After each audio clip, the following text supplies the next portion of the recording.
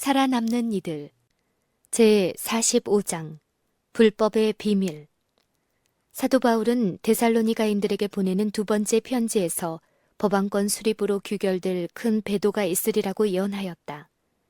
그는 그리스도의 날이 먼저 배도하는 일이 있고 저 불법의 사람 곧 멸망의 아들이 나타나기 전에는 이르지 아니하리니 저는 대적하는 자라 범사에 일컫는 하나님이나 숭배함을 받는 자 위에 뛰어나 자존하여 하나님 성전에 앉아 자기를 보여 하나님이라 하느니라 하고 또한 계속하여 불법의 비밀이 이미 활동하였다고 신자들을 경고하였다. 사도 바울은 벌써 교회 안에 오류가 들어와 법안권 설립의 길을 준비하고 있는 사실을 보았다. 불법의 비밀이 처음에는 암암리에 그 일을 자맹하였으나 나중에는 점점 공공연하게 세력을 얻어 사람들의 마음을 지배하게 되고 점점 그 기만적 신성 모독적인 행위를 증진시켰다. 이교적 습관이 눈에 띄지 않을 만큼 서서히 기독교 안으로 침입해 들어왔다. 교회가 이교도들에게 극심한 핍박을 받는 동안에는 타협과 순응의 정신이 일시 억제되었다. 그러나 박해가 그치고 기독교가 왕들의 궁전에까지 들어가자 교회는 그리스도와 그의 제자들의 겸손한 단순성을 버리고 다신교의 제사장들이나 방백들처럼 오만과 허식을 따랐으며 하나님의 율법 대신에 사람의 이론과 관습을 채택하였다. 제4세기 초엽에 콘스탄티누스 황제의 명목상의 회심은 일반에게 크게 환영을 받았고 세속이 의의 두루마기를 입고 교회에 걸어 들어온 셈이었다. 이리하여 부패는 급속도로 진행되었다. 겉으로는 이교가 정복을 당한 듯했지만 사실은 승리자가 되었다. 그 정신이 온 교회를 지배하였다. 이교적 교리와 의식과 미신이 그리스도인으로 자처하는 많은 사람의 예배와 신앙에 스며들어왔다. 이와 같이 이교와 기독교 사이의 타협은 하나님을 대적하고 하나님 위에 자기를 높이라고 예언한 죄악의 사람을 대두시켰다. 이러한 거짓 종교의 대규모적 조직은 사단의 권세가 만든 걸작, 즉 스스로 보좌에 앉아 마음대로 세상을 지배하려는 사단의 노력의 기념탑이다. 교회가 세속적 이익과 명예를 얻기 위하여 세상의 권력자들의 호의와 지지를 구하고 그래서 그리스도를 거절하고 사단의 대리자인 로마의 감독에게 복종하게 되었다. 로마 교회의 주요 교리 중의 하나는 법왕이 전 세계 그리스도 교회의 눈으로 볼 수 있는 머리이며 세계 각지에 있는 감독과 목사들을 다스리는 최상권을 가지고 있다는 것이다. 그뿐만 아니라 법왕은 하나님 자신의 지위를 사칭했다. 사단은 성경이 사람들로 하여금 자기의 속임수를 간파하게 하며 그의 권력에 대항하게 할 수 있다는 것을 잘 알았다. 세상의 구주께서도 사단의 공격을 물리치실 때 말씀을 사용하셨다. 사단이 도전하여 올 적마다 기록하였으되 라는 영원한 진리를 방패 삼아 막아내셨다. 사단이 저기를 드러낼 때마다 그리스도께서는 말씀의 지혜와 능력으로 대항하셨다. 따라서 사단이 인류를 지배하고 하나님의 권위를 찬탈할 법안권을 세우기 위해서 사람들이 성경에 대하여 무지하게 해야만 되었다. 성경은 하나님을 높이고 유한한 인류의 처지를 분명히 가르쳐 줄 것이다. 그러므로 어떻게든지 그 거룩한 진리를 감추거나 압박해야만 되었다. 이와 같은 논리가 로마 교회에 채택되었다. 수백 년 동안 성경 보급이 금지되었다. 사람들은 성경을 읽거나 집에 둘 수도 없었고 다만 지조 없는 교부와 감독들이 자신의 교리를 해석하고 자기 변호를 하기 위하여 보관하는 데 불과하였다. 그래서 법왕을 지상에 있는 하나님의 대리자요, 교회와 국가 위에 군림하는 권위를 가진 자로 일반인들이 인정하기에 이르렀다. 때와 법을 변개함. 오류 탐지기인 성경이 제거되었으므로 사단은 이제 자기 마음대로 활약하게 되었다. 일찍이 선지자는 로마교가 때와 법을 변개코자 할 것이라고 선언하였다. 그 일은 지체하지 않고 추진되었다. 이 교에서 개종한 사람들을 위해 점점 우상과 유물 숭배의 풍습이 교회 안에 들어와 명목적인 그리스도 교인들이 증가되었다. 그리고 대회의에서 로마 교회의 우상 숭배가 체계를 갖춰 확립되었다. 로마 교회는 그 신성 모독적 행위의 하나로 10계명에서 우상 숭배를 금하는 둘째 계명을 삭제하고 숫자를 채우기 위하여 10째 계명을 둘로 나누었다. 이교에 양보하는 이러한 정신은 더욱더 하늘의 권위를 무시하는 길을 넓혔다. 사단은 교회의 경건치 못한 지도자들을 통하여 10계명 중에 넷째 계명을 짓밟고 하나님께서 복 주시고 거룩하게 하신 옛적부터 있는 안식일을 폐하고 그 대신에 이 교에서 존경할 만한 태양의 날로 지켜오던 주기를 내세웠다. 이러한 변경도 그 당초에는 공공연하게 추진된 것은 아니다. 처음 몇 세기 동안은 모든 그리스도인이 이 참된 안식일을 준수하였다. 그들은 하나님을 존중하는 마음이 열렬하였고 율법이 변개할 수 없는 것임을 믿고 그 율법의 신성한 정신을 열심히 옹호하였다.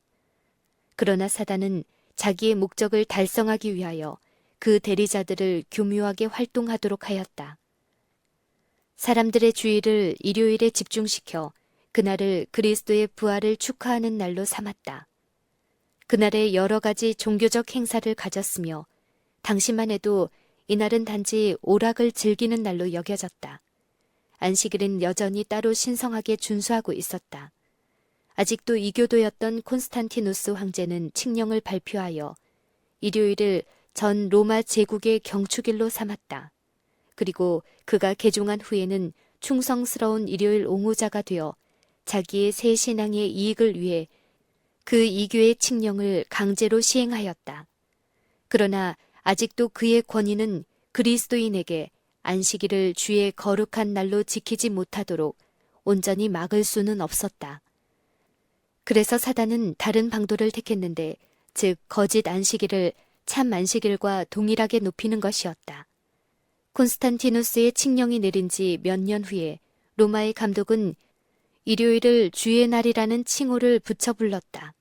이리하여 사람들은 점점 일요일을 어느 정도 거룩한 날로 여기게 되었다. 그러면서도 한편으로는 여전히 참된 안식일은 그대로 준수하고 있었다. 거짓의 우두머리는 아직 그의 사업을 완성하지 못했다. 기독교회를 자기의 깃발 아래로 모으고 자기의 대리자, 즉 그리스도의 대리자라고 주장하는 오만한 대감독을 통하여 그 권세를 휘두르기로 결심하였다.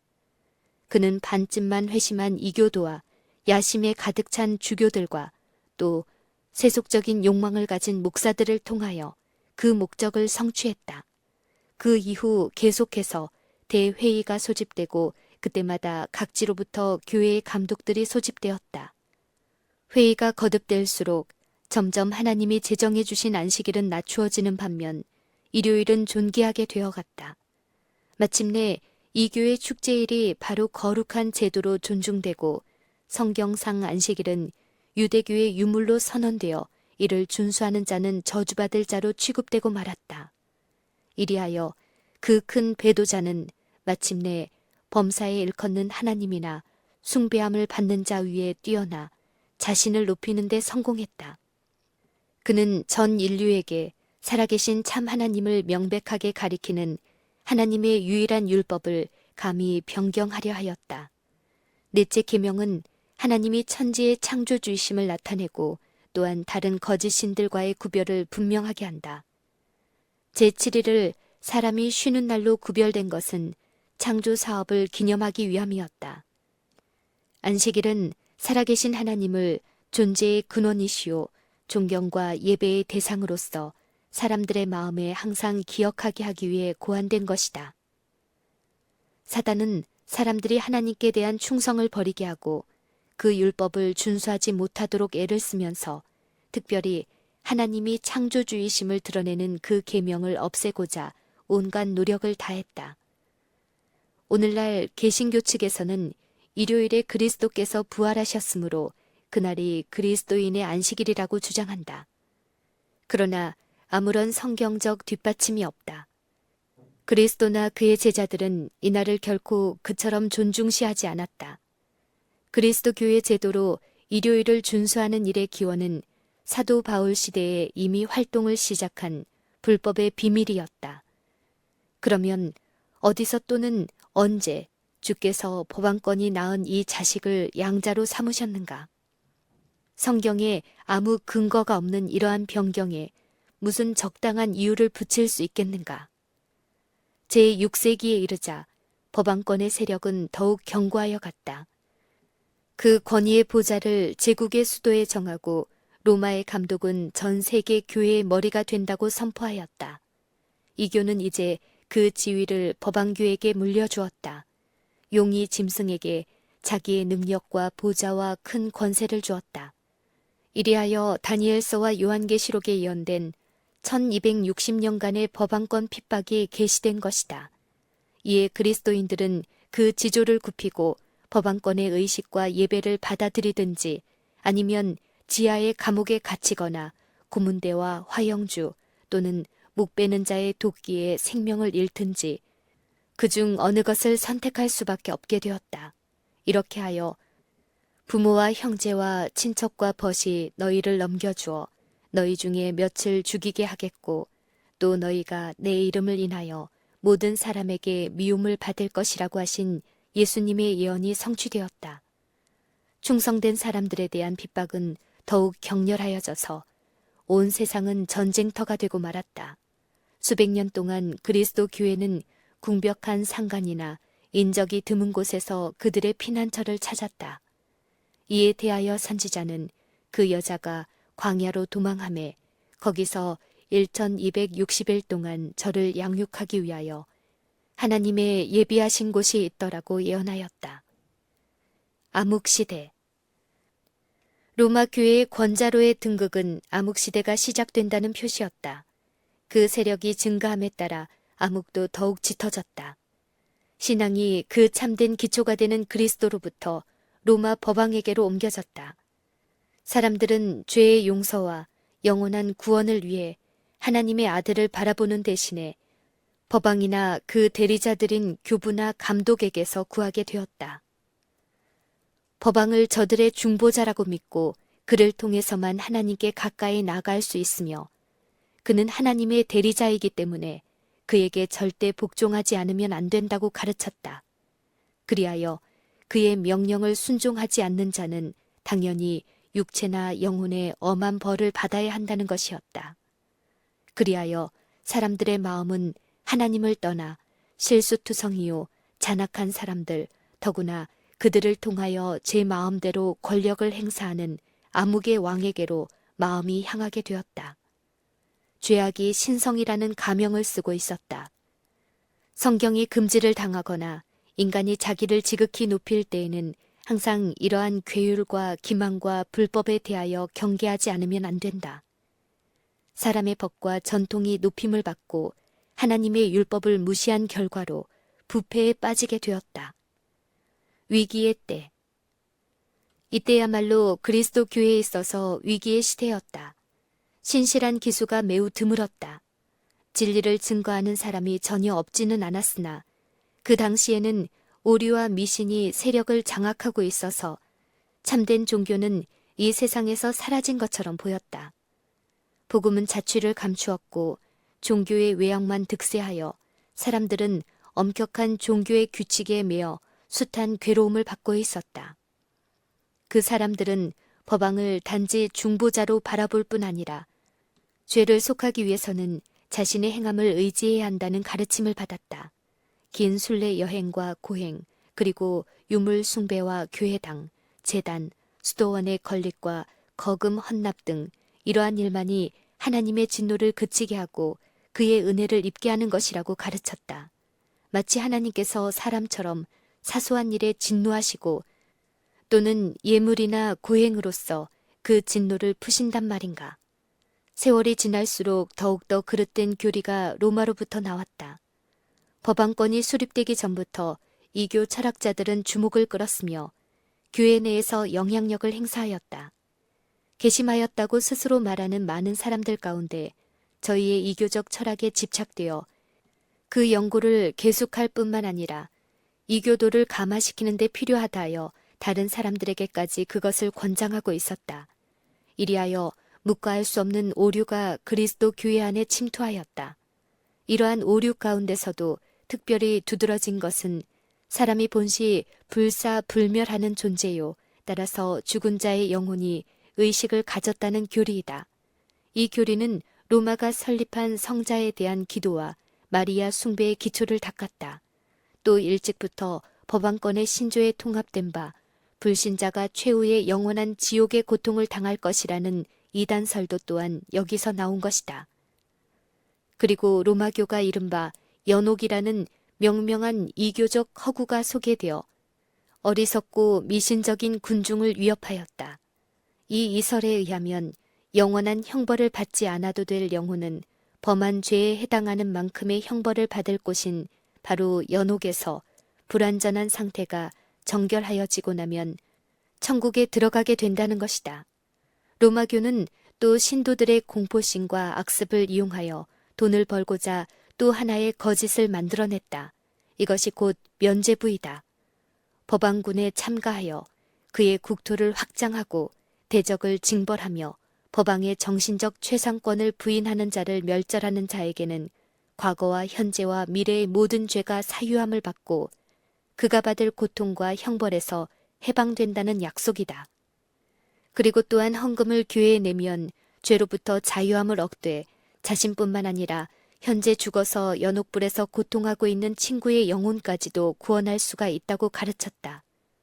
이러한 방법으로 로마 교회는 금고를 채우고 향락과 사치를 다하며 머리 둘 곳이 없었던 그리스도의 거짓 대리자들의 추악한 행위를 계속했다.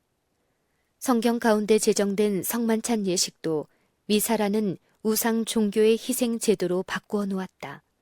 로마 교회의 신부들은 근거 없는 허례로서 떡과 포도주가 실제로 그리스도의 살과 피로 변한다고 말하고 하나님을 모독하는 참남된 말로써 저희가 만물의 창조주이신 하나님을 창조할 권능이 있다고 공언하였다.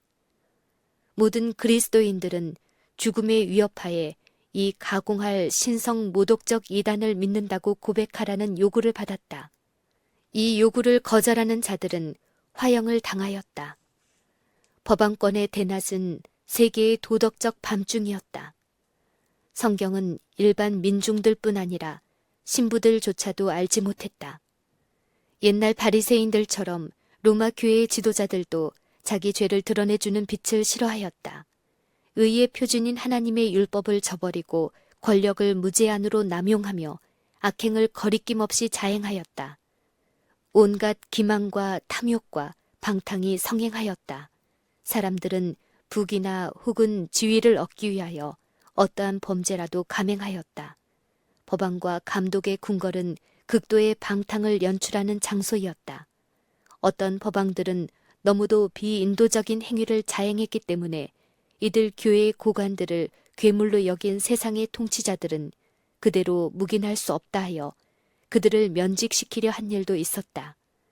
그리하여 수세기 동안을 학문과 예술과 문화의 모든 면에 걸쳐 아무런 진보도 볼 수 없었고 그리스도 교국은 도덕적, 지적 마비 상태에 빠지고 말았다.